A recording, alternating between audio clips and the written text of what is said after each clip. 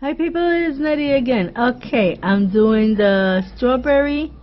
I'm sorry I said I was going to do it at a certain date and I didn't do it. I had a lot of problems and one of them was that I was in bed. Yeah, I caught a cold, a bad cold. I couldn't get up yesterday either.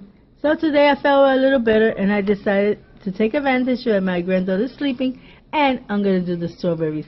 So, here you're going to see that in the bottom I put paper.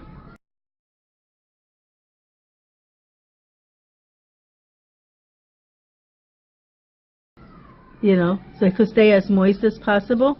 I already put the strawberries, as you can see, you put them in section. All this part already has.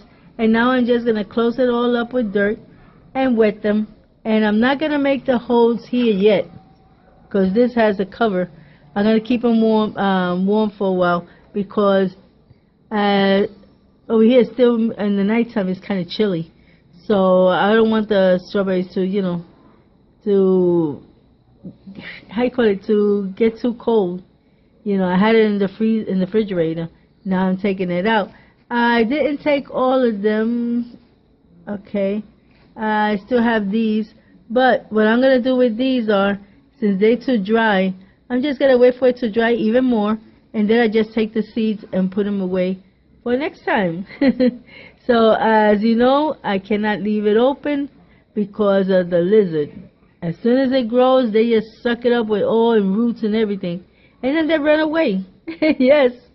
So I'm going to keep it covered with this.